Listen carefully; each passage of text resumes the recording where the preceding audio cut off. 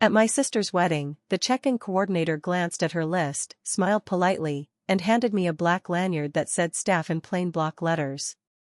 "You must be the day of coordinator," she said, already gesturing toward a side hallway. "Vendor area's just through here. I'm Reese Whitaker. I'm 32 years old, and I run my own wedding and event planning business, which meant, that particular afternoon, that I actually was the coordinator, in every practical sense. I'd spent 8 months planning every detail of that wedding, entirely for free, as a gift to my sister. What I wasn't, at least not for that one day, was a guest. My cousins, standing 2 feet away from me at the same check-in table, were handed hand-lettered place cards with their names in careful calligraphy, pointing them toward the family section. I didn't argue. I didn't make a scene. I put the lanyard around my neck, walked toward the vendor area exactly as directed, and did some quick math in my head, the same math I do for every client, just this once, about myself. I want to tell you exactly how that math added up, and exactly what I said out loud once I finally finished doing it, because I think a lot of you know this particular feeling better than you'd expect from a story about a wedding. If you're new here, I'm Reese, and this channel is where I tell true, quiet stories about the moment a family finally sees, clearly, something it had been quietly overlooking for years.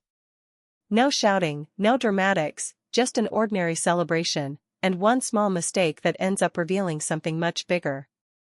If that's your kind of story, subscribe, because this one is about a mistake nobody meant to make, and what it actually cost to fix it. Before I start, I want to say this story stayed with me longer than most of the ones I've told here, mostly because of how ordinary the mistake actually was. Nobody schemed. Nobody lied. A list just never got updated. And somehow that turned out to be the most honest thing that happened all day. To understand why a lanyard could carry the weight it did, you have to understand the particular role I've occupied in my family for most of my life, not through any single decision anyone made, but through a slow, cumulative pattern that took me years to actually see clearly. I grew up in Millbrook, a small town in central Pennsylvania where my father, Curtis, runs a hardware store that's been in our family for 3 generations. His grandfather opened it, his father expanded it, and Curtis has spent 35 years keeping it alive through the slow, steady squeeze that small independent hardware stores have felt since the big box chains moved in an hour away. It's the kind of store where Curtis still knows most customers by name, still keeps a coffee pot going near the register for the retired guys who stop by just to talk, still handwrites special orders in a notebook instead of using the inventory software his accountant has been recommending for a decade. My mother, Pam, does part-time bookkeeping for a handful of small businesses around town, including, for many years, my father's store, though she's never once let him pay her less than she'd charge anyone else, a small point of professional pride I've come to admire more as an adult than I fully appreciated as a kid. I'm 5 years older than my sister Sydney, and I want to tell you about the specific shape our childhood roles took, because I think it explains almost everything that happened later. From as early as I can remember, I was described, by nearly everyone in my extended family, using some version of the same handful of words. Organized. Capable. Reese has always had a gift for this kind of thing, my mother used to say, at every family gathering, gesturing at whatever event I'd quietly helped pull together that week, usually with real pride in her voice, usually without any sense that having a gift and being expected to use it for free, indefinitely, were 2 very different things that had somehow become the same thing in our family's mind. I want to describe how this actually started, because I think the origin matters. When I was around 12, our church's fellowship hall lost its usual volunteer coordinator right before the annual Harvest Festival, and my mother, in a bind, asked if I'd help her put together a schedule for the food tables. I did, methodically, with the specific satisfaction I still get from a well-organized spreadsheet, and the festival ran more smoothly that year than it had in years. I remember standing near the dessert table afterward, 12 years old, listening to 2 women from the church committee tell my mother how impressive it was that her daughter had such a natural head for logistics. I remember feeling proud, and I remember my mother looking proud too, in a way that, looking back, had already started to calcify into an expectation neither of us named out loud. Word got around, the way it does in a small town. By the time I was 14, I was helping coordinate the church's spring rummage sale. By 15, I'd taken over organizing the neighborhood block party that our street had done every August for as long as anyone could remember, after the previous organizer, an elderly neighbor, moved into assisted living and nobody else stepped up. By the time I was 16, I was simply the person people called when something needed organizing, not paid, not formally asked most of the time, just quietly, automatically assumed, the way you'd assume the family car would start in the morning. I remember, specifically, my grandfather's 60th birthday party, the summer I turned 16. My mother mentioned, almost in passing, over dinner one night, that it would be nice if someone could put something together for him. I don't remember anyone formally asking me to do it. I just remember, within a week, being the one calling the VFW hall about renting their function room, the one coordinating with my aunts about who was bringing what dish, the one drawing up a seating chart on notebook paper at my desk after homework, the one standing at the door greeting nearly 60 guests while my own parents mingled as guests themselves, accepting compliments on what a lovely party this turned out to be as though it had simply assembled itself. I was proud of how it turned out. I want to be honest about that. 16-year-old me felt genuinely important, genuinely needed, in a way that felt good at the time and took me years to examine more critically. That's the first time I remember hearing the specific sentence that would follow me for the next 16 years, delivered warmly, by an aunt, watching me manage the room. "You're so good at this, it just makes sense for you to handle it." I didn't think anything of it then. I actually liked hearing it. What 16-year-old wouldn't like being told she's good at something, needed for something, trusted with something real? It took me a long time to notice how consistently that sentence showed up right before I was asked to do something significant, entirely unpaid, that anyone else in my family would have had to hire a professional for. I started keeping a mental tally, much later, of the events that sentence had preceded: my grandfather's 60th, my parents' 25th anniversary party, 2 separate baby showers for cousins, my father's retirement that never happened party when the store hit its 40th year, Sydney's high school graduation open house. Always the same sentence. Always right before the ask. Sydney, 5 years younger, grew up under a very different set of expectations. I don't say this to build a case against her. She didn't ask for the difference any more than I asked for mine, and she's never once been anything but kind to me about it once she understood it herself. But where I was consistently praised for capability and organization, Sydney was consistently encouraged towards something softer, more explicitly protected. "Let Sydney figure out what she loves," I remember my parents saying more than once, in a tone I never once heard applied to me, a tone that assumed her 20s were for discovery in a way mine apparently weren't. When Sydney struggled to pick a college major, it was framed, warmly, as her still finding herself. When I picked event planning as a career at 22, over a more conventional office job my parents had quietly hoped for, it was framed as slightly worrying, a little too uncertain, until it started actually paying my bills and the worry politely evaporated.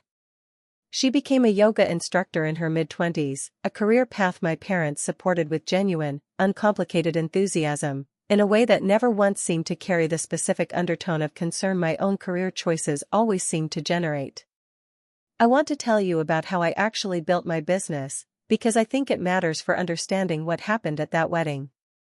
I started freelance event planning right out of college, slowly, one small client at a time, a coworker's baby shower, a neighbor's 40th anniversary party, a small nonprofit's fundraising gala that I took on for almost nothing just to have something real in my portfolio.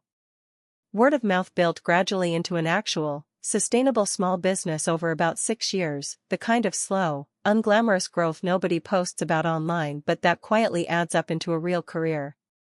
I remember the first time a client I'd never met before found me through a referral 3 people removed from anyone I actually knew. That was the moment it stopped feeling like a hobby that happened to bring in money and started feeling like an actual profession I'd built with my own hands.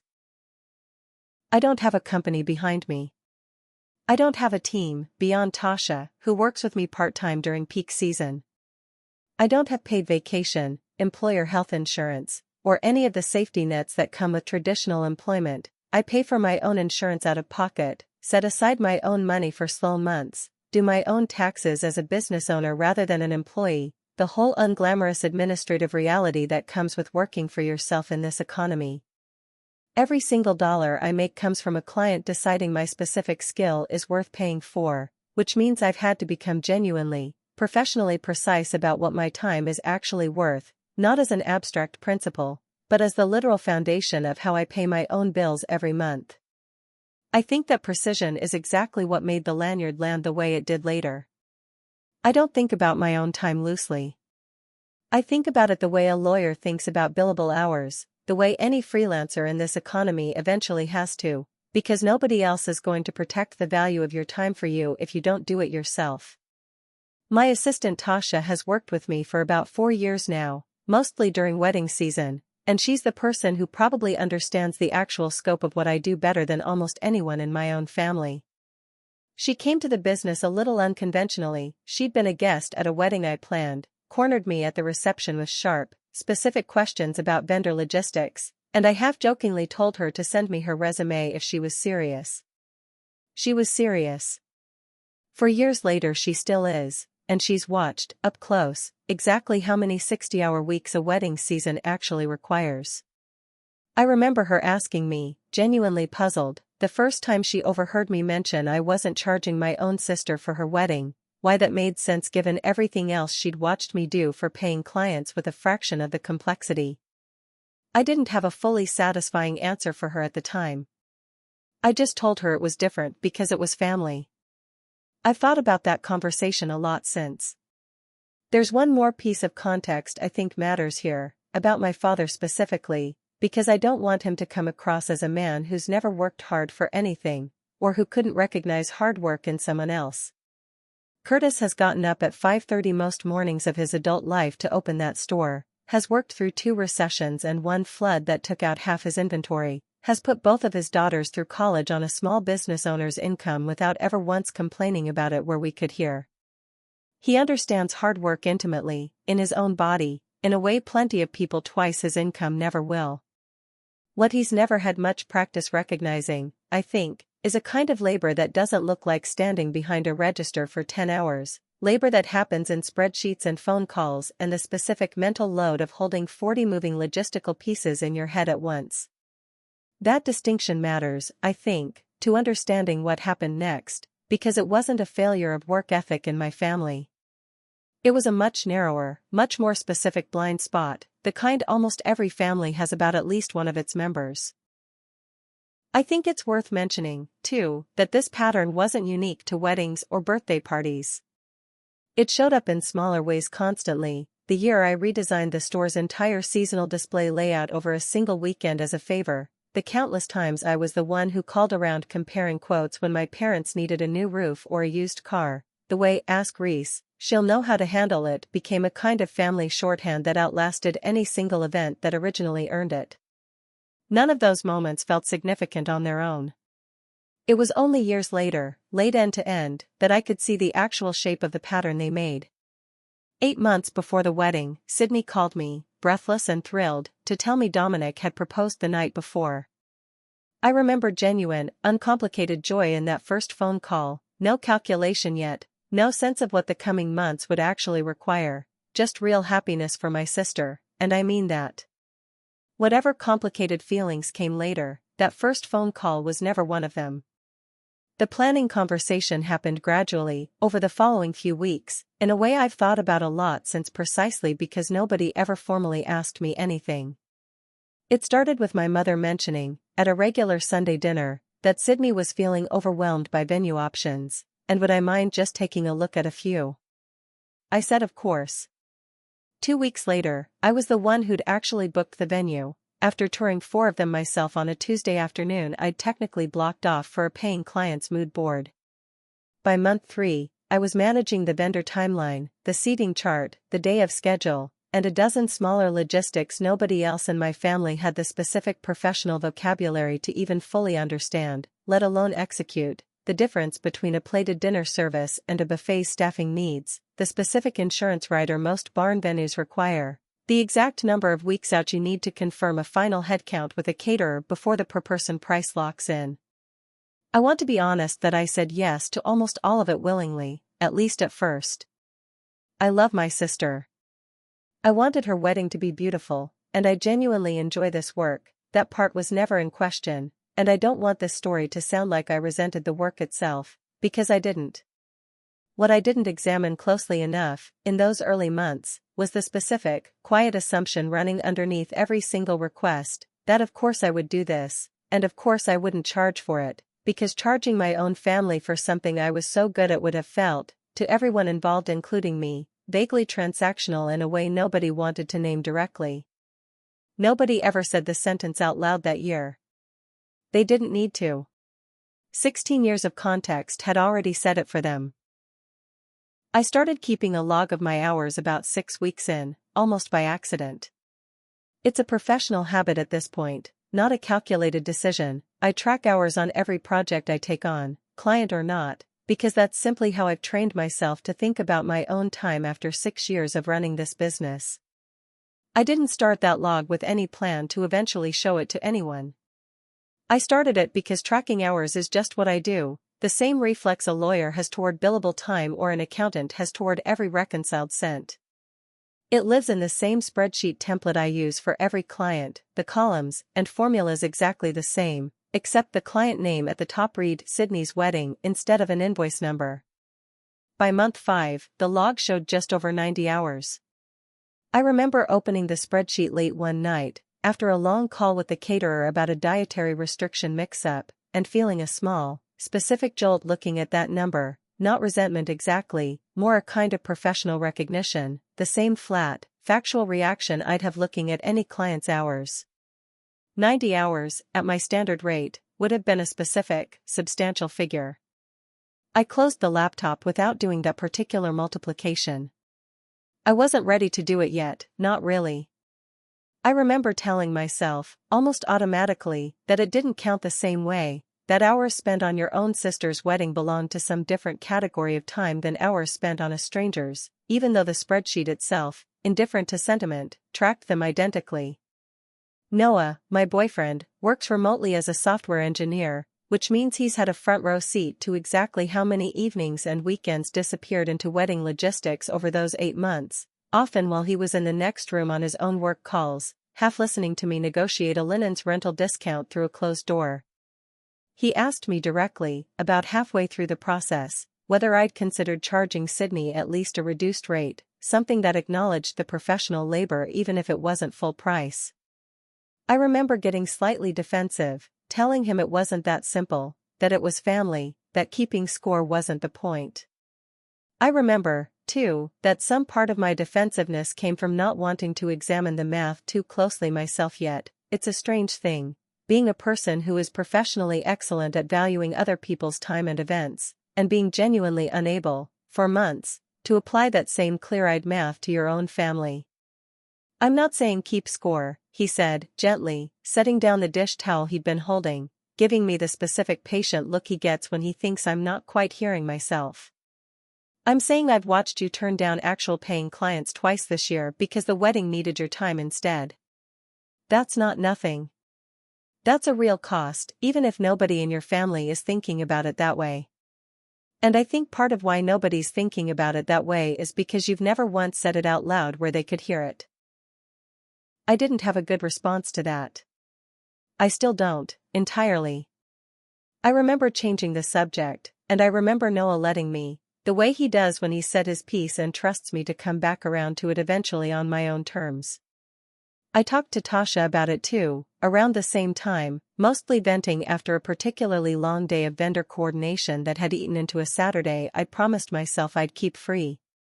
She listened, the way she always does, taking notes even during a venting session out of sheer professional habit, and then said something practical, the way Tasha usually does. I think your family genuinely doesn't know what this actually costs you, because you've never let them see the invoice. Even mentally. I don't think anyone's being cruel on purpose. I think you've just made it very easy for them not to notice. I didn't do anything differently after that conversation with Tasha, not right away. I kept planning, kept tracking my hours out of habit, kept not mentioning any of it to my family. Some part of me, I think, still believed that naming the cost out loud would somehow diminish the gift I wanted this to be. I didn't yet understand that a gift nobody can see the size of isn't actually functioning as a gift for anyone, it's just quietly disappearing, the way most invisible labor does, absorbed into a family's assumptions without ever being fully seen by the people receiving it. I think, if I'm honest, some part of me was also still hoping someone would notice on their own, without my having to say anything, that my mother would ask, unprompted, what all of this was actually costing me, and I wouldn't have to be the one to bring it up first. Nobody asked. I don't think that's a condemnation so much as a simple fact about how smoothly I'd made it look.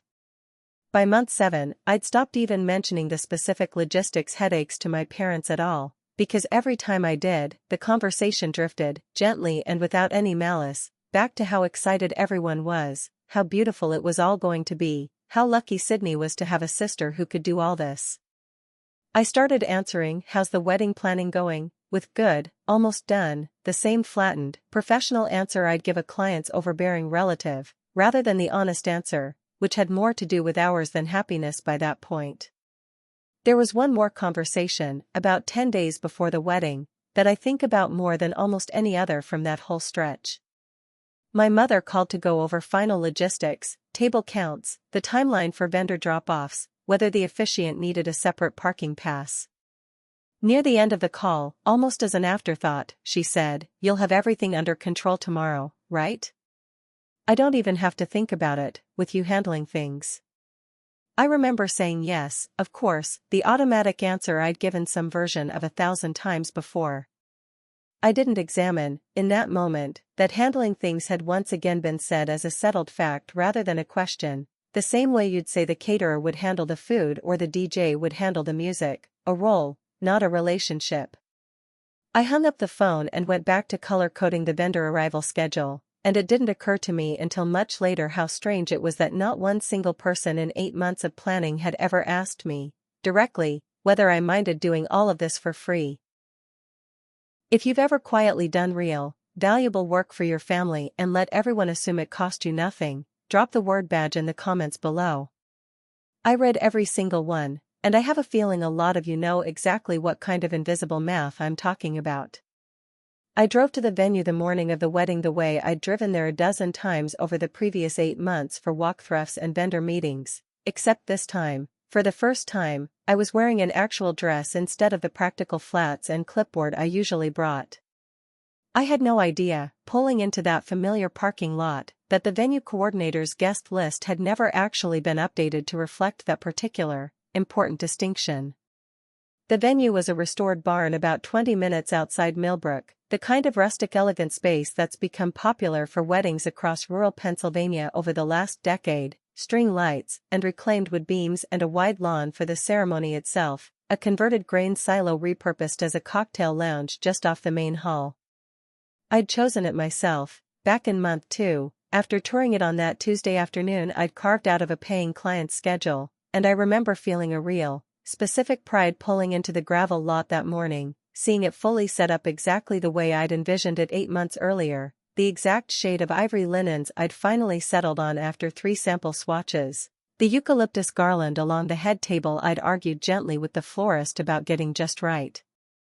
I arrived a little before the other guests, the way I always do at events I planned, an old professional habit that hadn't quite caught up with the fact that today I was supposed to be something different. I did one last walkthrough anyway, checking the floral arrangements against my own notes, confirming the DJ had the correct timeline, making sure the seating chart I'd built weeks earlier matched what had actually been printed, running a finger along the edge of the head table to check for a wobble I'd flagged during setup 2 days before. Everything was, gratifyingly, exactly right. I'd made sure of that myself, the same way I make sure of it for every client, and there's a specific, private satisfaction in that kind of thoroughness that I don't think people who've never done this work fully understand, the particular calm of knowing that nothing visible will go wrong today, because you've already imagined every way it could have. Sydney found me near the entrance around then, radiant in a way that made every single hour of the previous 8 months feel completely worth it, at least in that moment. Her dress caught the morning light coming through the barn's high windows, and for a second I just stood there, genuinely overwhelmed by how much she looked like herself, only more so, the specific, rare feeling of watching someone you've known since she was 2 years old become fully, visibly the adult version of who she was always going to be. "It's perfect," she said, hugging me tightly, careful of both our hair and makeup in the specific way brides learn to hug on their wedding day. "It's actually, genuinely perfect, Reese. I don't even know how to thank you for all of this."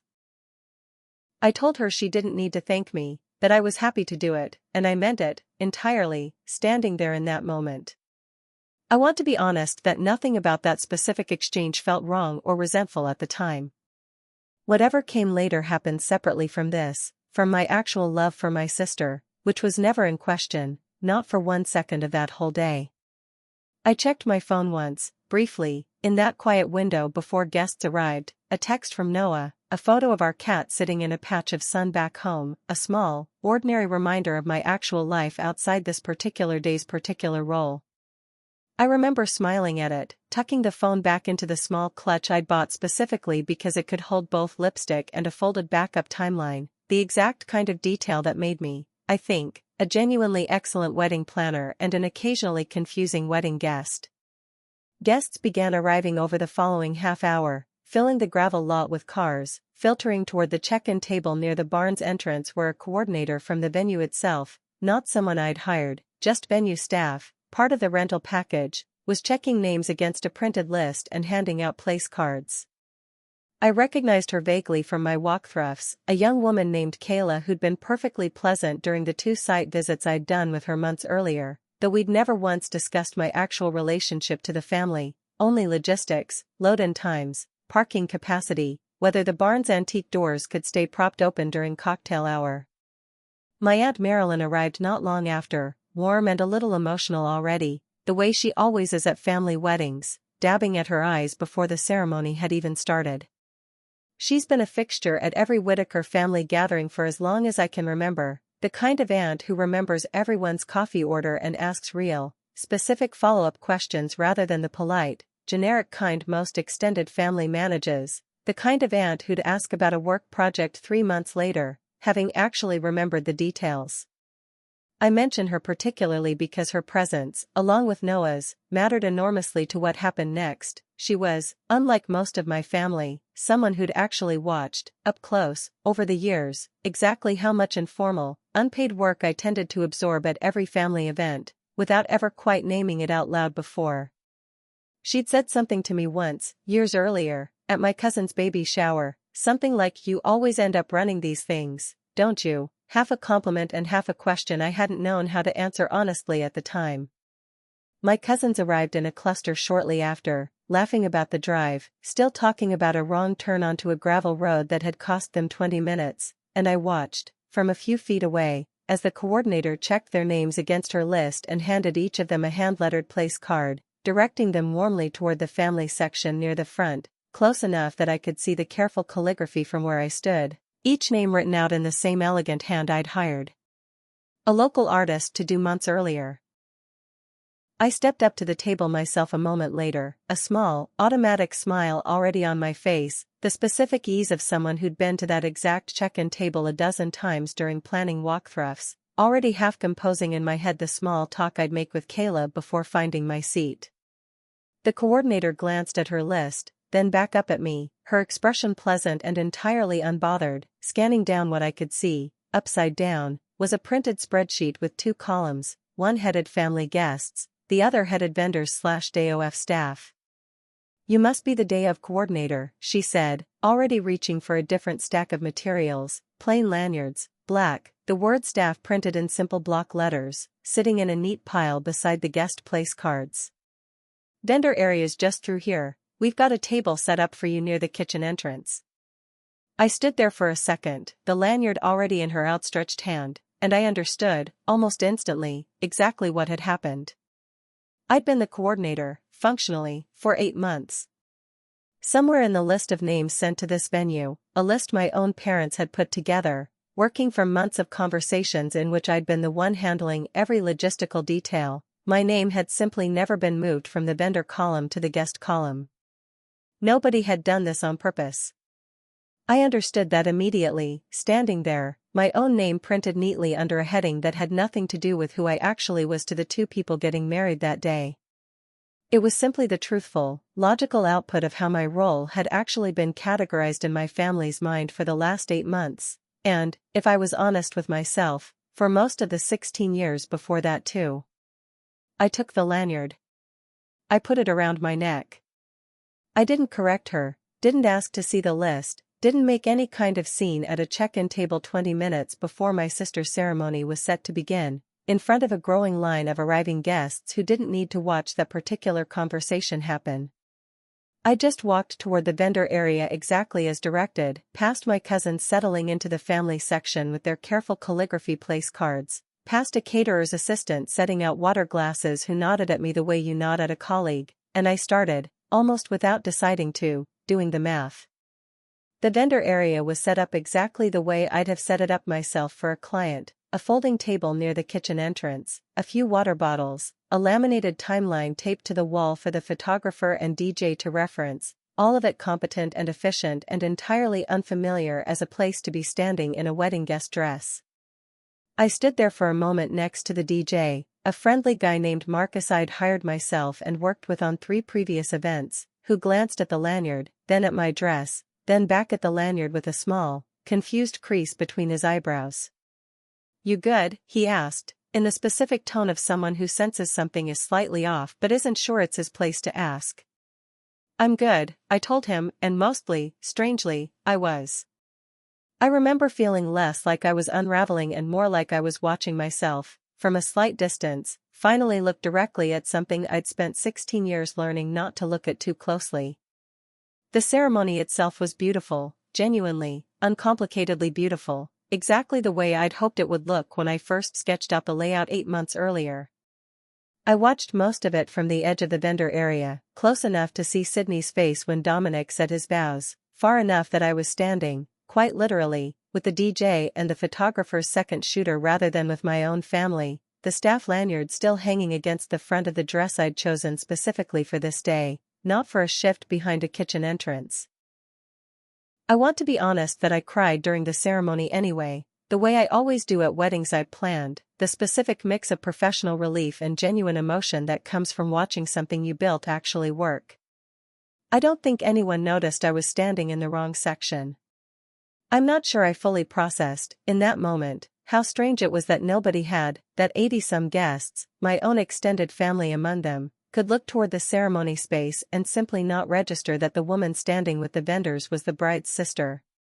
Reception moved smoothly into dinner, exactly on the timeline I'd built, and I found myself, once the meal service was underway, quietly recalculating in my head, not out of bitterness exactly, more the specific, professional reflex of a person who genuinely cannot stop doing certain math once she started. 90-some hours logged by month 5.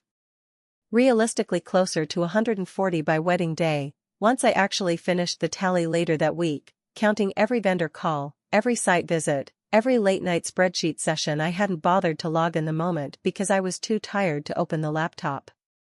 At my standard coordination rate, that number translated into a specific, substantial figure, the kind of number that would have made this, comfortably, one of the largest bookings of my year, had it been a client instead of my sister.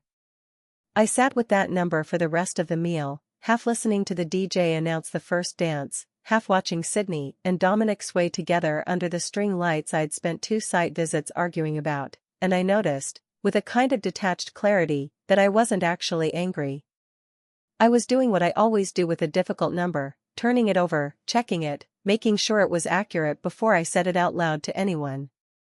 I thought, oddly, about my grandfather's 60th birthday party, 16 years earlier, about standing at the VFW hall door greeting guests while my parents mingled as guests themselves, that same specific arrangement replaying itself, almost exactly, in a nicer barn, with better lighting, 16 years and 140 professional hours later. I thought about the sentence that had started it all. "You're so good at this, it just makes sense for you to handle it." I realized, sitting there in my assigned vendor-adjacent chair, that I had never once, in 16 years, heard anyone ask what it would take for me to stop having to be the one who handled it. Sydney found me during the toasts, pulling me gently by the arm toward the head table. I want you to say something, she said, genuinely surprised I hadn't assumed I would. You basically made this whole day happen, Reese. Everyone should hear that from you, not just me. I took the microphone from Sydney, glanced briefly toward my parents' table, and started with the truth I actually meant, that I loved my sister, that I was genuinely happy for her and Dominic, that watching this day come together had been one of the most rewarding projects of my professional life, paid or not. The room laughed warmly at that last part, the way you do at a joke that sounds like a joke, a few people glancing toward my parents with the specific fond look people give when they think they know exactly where a toast is headed.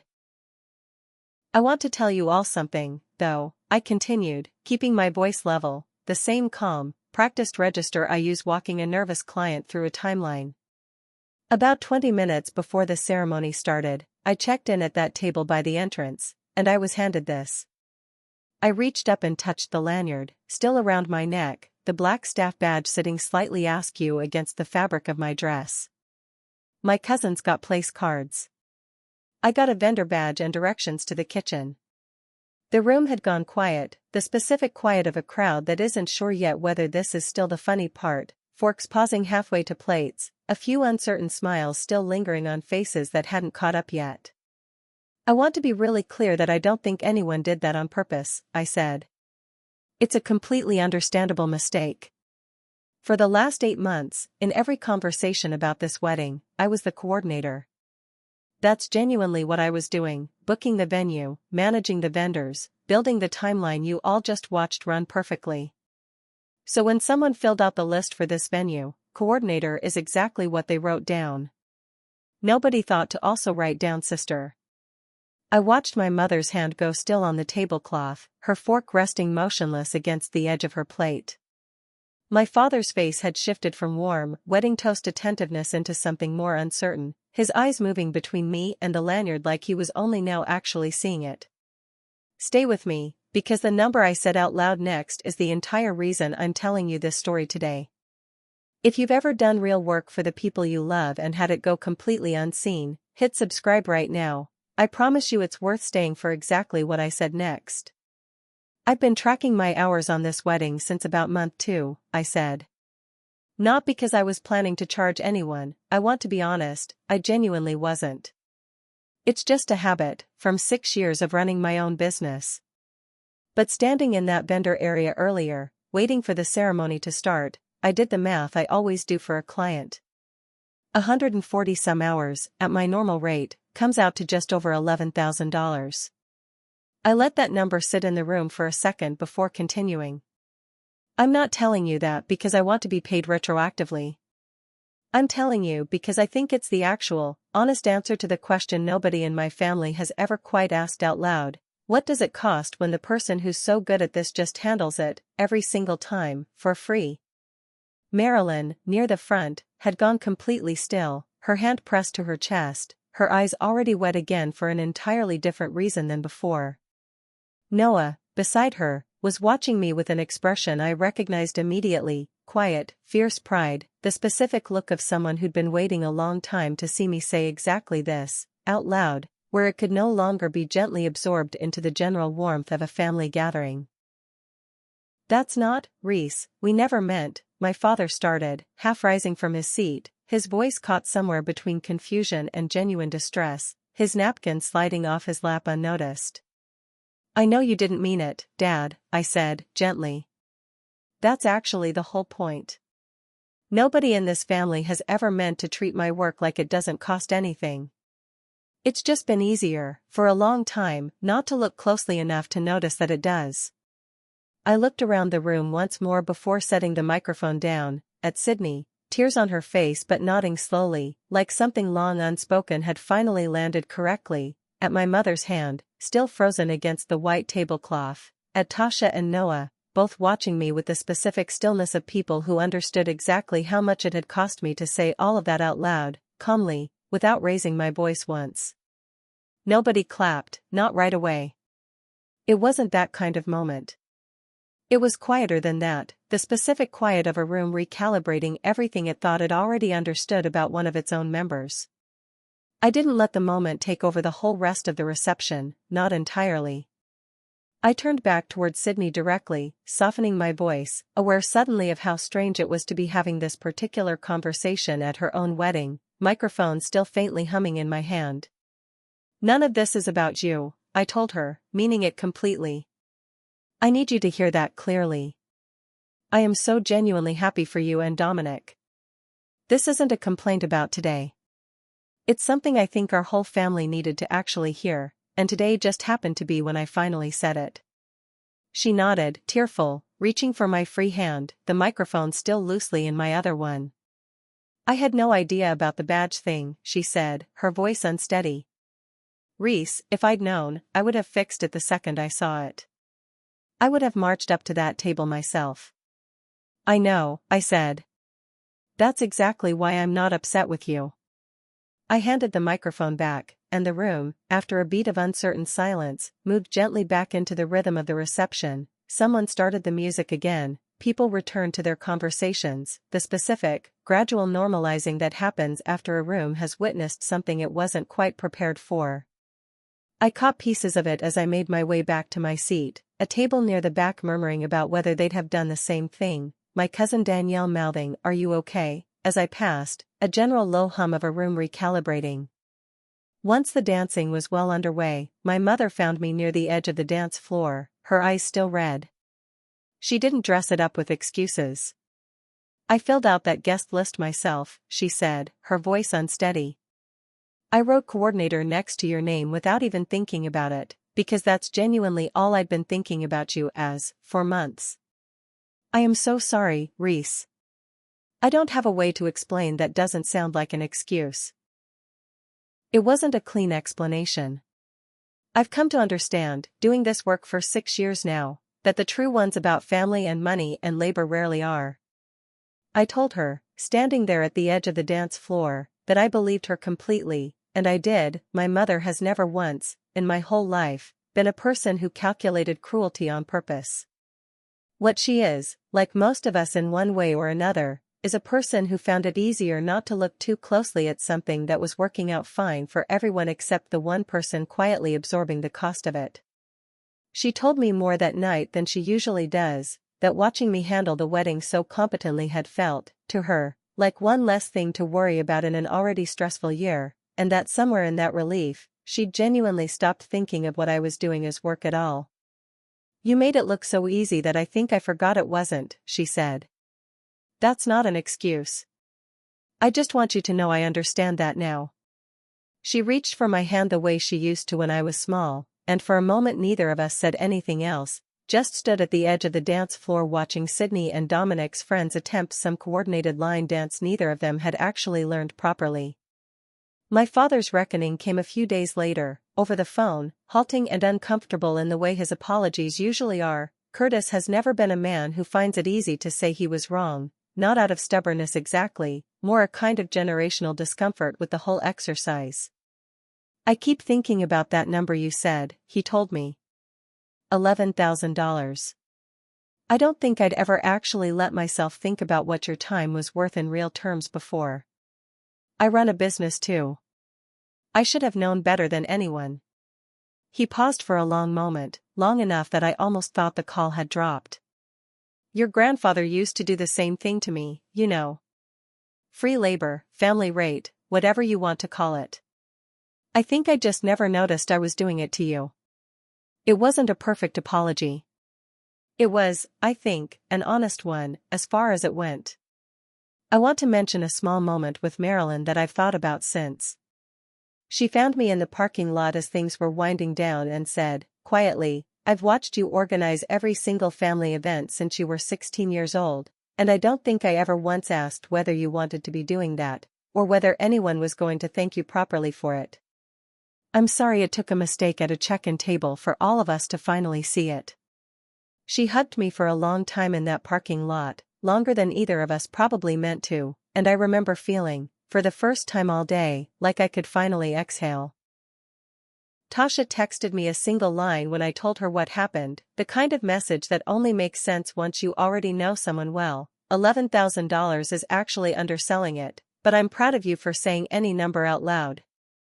I laughed reading it, alone in my car afterward, in a way that surprised me, a real laugh, not a bitter one. Sydney reached out to me directly about a week after the wedding, tender in a way I hadn't quite seen from her before. She and Dominic insisted on paying me a portion of what I'd have charged a regular client, not the full 11,000, but a real, meaningful number that felt less like a transaction and more like an acknowledgement.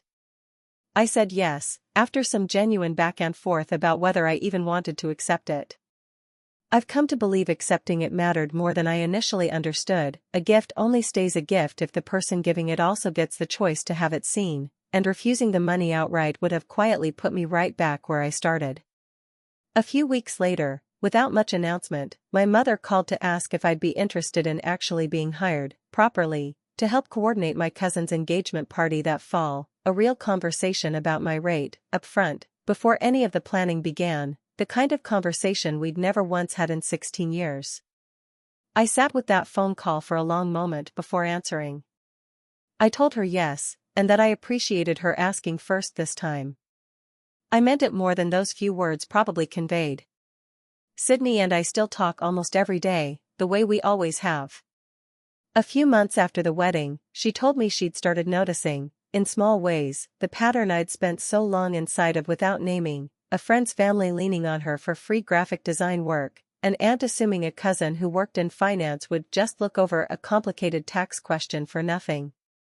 I never saw it before, she told me, because I was never the one it was happening to. I think that's probably true of most families, honestly. It's a lot easier to see the invisible math once someone in the room has finally said the number out loud. That's my story. A wedding, a wrong-colored lanyard, no scandal, no scheme, no paperwork, just an honest mistake at a check-in table that ended up saying, more plainly than 16 years of birthday parties and harvest festivals ever had, exactly how my family had come to see me. Not as a daughter who happened to be good at organizing things. As the person who handles it. The one you hand a badge to instead of a seat, because somewhere along the way, without anyone deciding it on purpose, that's simply what my role had quietly become. I don't think my parents are bad people. I want to be really clear about that, one more time, because I know how easy it is to hear a story like this and want a villain in it. My mother filled out a list in a hurry, working for months of accurate information. My father has spent his whole life running a small business and still didn't think to do the math on his own daughter's labor until he heard the number out loud. Sometimes the truest, most uncomfortable thing about a family isn't cruelty. It's just not looking closely enough, for long enough, at the person who made it easy not to. I still plan events. I still love this work. But I charge my family now, at a real rate, agreed on before I start, not because I stopped caring what they think, but because I finally understood that being so good at this was never a reason to be paid in nothing. So here's what I actually want to ask you. Has your family ever handed you the metaphorical staff badge, treated the thing you're best at like it doesn't count as real work, just because you make it look easy? Tell me about it in the comments below. I read every single one, and I promise you, you are not the only person carrying that particular kind of invisible math. If this story meant something to you, hit subscribe for the next one, and thank you, genuinely, for staying with me all the way to the end.